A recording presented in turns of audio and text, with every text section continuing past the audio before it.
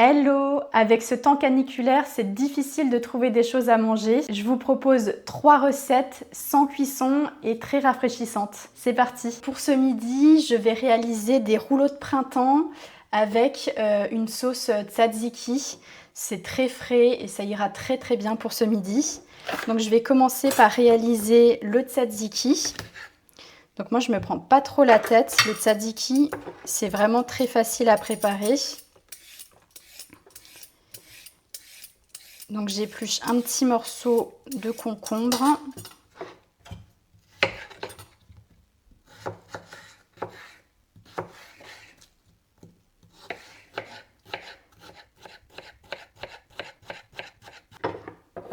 Voilà, je le place tout simplement dans un bol. Je vais rajouter mon yaourt et un bon filet de jus de citron.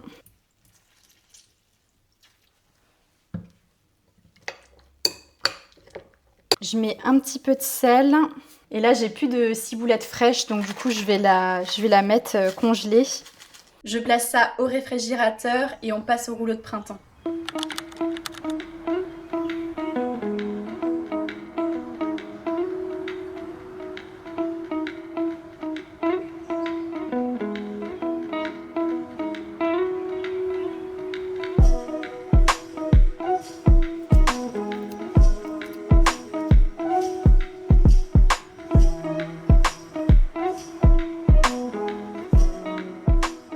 Quand je prépare les rouleaux de printemps, je fais toujours comme ça, je mets tout dans une assiette et après j'ai plus qu'à prendre ce que je veux. Donc pour réaliser les rouleaux de printemps, je prends des galettes de riz et après on a simplement à les tremper complètement dans l'eau. Voilà, une fois qu'elles deviennent comme ça, alors là il faut manipuler ça très doucement parce que ça peut casser quand même assez vite. Je mets directement ma deuxième. Donc ensuite je vais mettre une belle feuille de salade, des poivrons, un petit peu de menthe.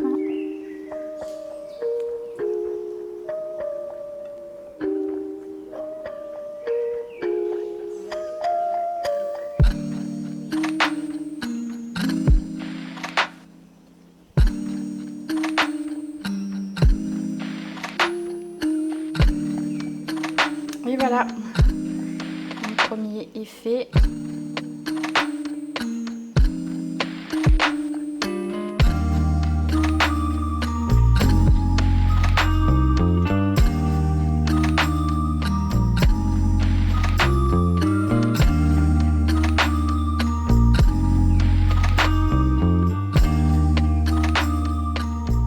Et voilà pour cette première recette. C'est tout coloré et bien frais, je pense, avec le petit tzatziki par ici. Je vais goûter ça avec vous. C'est parfait quand il fait chaud comme ça. Avec la petite sauce au yaourt en plus, c'est délicieux. Pour le deuxième repas, je vous propose quelque chose de très facile à faire. C'est un de mes repas de la flemme préférés, mais ça reste un repas très complet avec des protéines, des féculents, des légumes. On va préparer une salade de tomates. Je vais la pimper pas mal.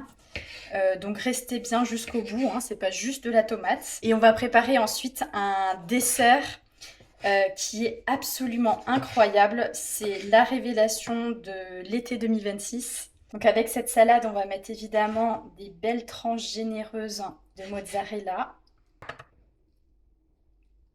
Et du coup là, je vais rajouter en fait des graines de chanvre décortiquées. Donc c'est des petites graines, c'est des toutes petites graines comme ça, qui sont très riches en oméga 3 et en protéines végétales. C'est très santé et ça du coup moi je le conserve au congélateur. Ça permet d'avoir une stabilité dans le temps et d'éviter que ça tourne trop vite parce que c'est des produits qui sont très sensibles. Je vais ajouter par-dessus des belles feuilles de basilic.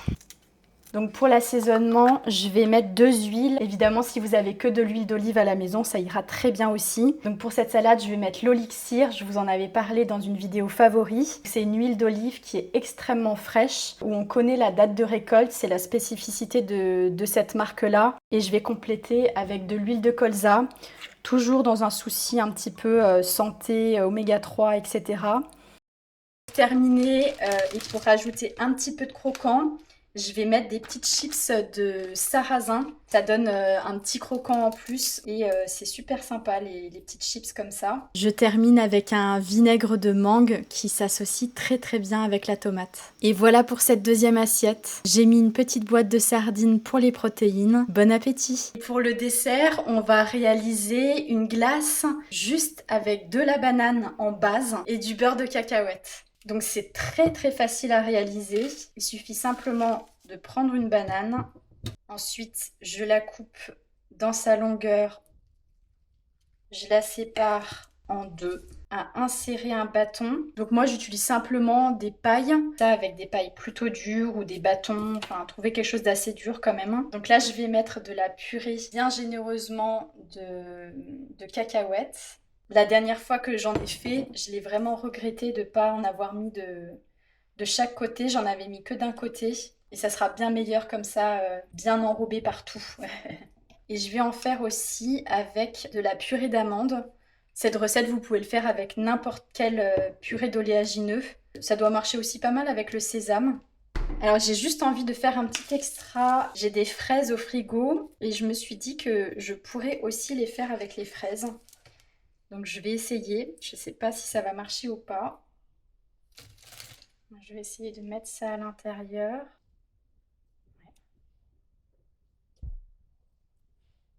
C'est un peu des brochettes de fruits glacés en fait finalement cette recette. Regardez-moi ça comme c'est joli comme tout.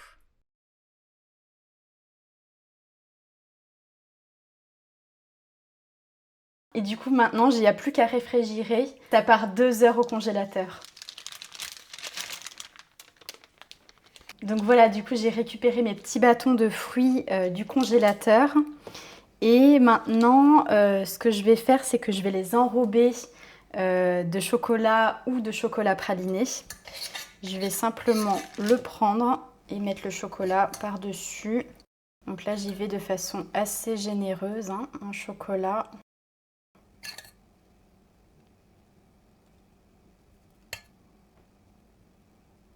Et ça commence déjà à figer un peu.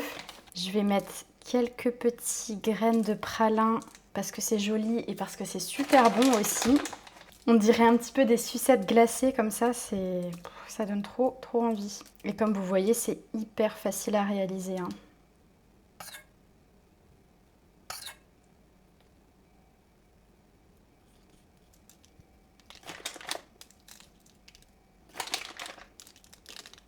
Et pour celle à la fraise, j'ai vraiment hâte de goûter. J'ai envie d'essayer avec une fraise chocolat noir et une fraise pralinée. Oh là là, c'est magnifique. Regardez-moi ces belles glaces façon sucette. Celle-là, elle me donne trop envie. Je vais placer tout ça au congélateur encore un petit peu. Donc je le laisse une bonne heure. Et puis après, je dégusterai ça avec vous pour le goûter. Regardez-moi ces belles petites sucettes glacées aux fruits uniquement. Et juste chocolatées. Il n'y a pas de sucre ajouté. Et pas tous ces ingrédients qu'il y a dans la glace. Je vais goûter la banane pralinée.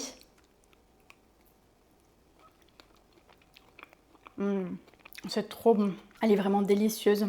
Le chocolat praliné avec la banane, évidemment, ça marche du tonnerre. Vu que le chocolat contient un peu plus de matière grasse, pour avoir l'effet croquant qu'on recherche du chocolat, il faut le laisser un petit peu plus longtemps. Là, forcément, je les ai laissés 1 heure à peine après avoir fait l'enrobage. Donc pour celle-ci, on est sur du chocolat noir, beurre de cacahuète à l'intérieur. Folie. Et là, pour le coup, c'est bien croquant. C'est vraiment super bon. Je vais tester du coup celle avec les fraises à l'intérieur. Oh, c'est super bon aussi. On dirait de la glace fraise en fait. C'est vraiment mon coup de cœur de cet été 2026, ces glaces. Je pense que je vais en faire tout l'été. Voilà pour cette vidéo. J'espère que vous avez passé un bon moment et que vous avez trouvé peut-être de l'inspiration pour vos prochains repas. Si vous avez envie d'autres recettes, j'en ai réalisé plusieurs sur ma chaîne. Et j'ai notamment le tiramisu aux fraises qui nécessite aucune cuisson. Donc parfait en ce moment. À très bientôt. Ciao!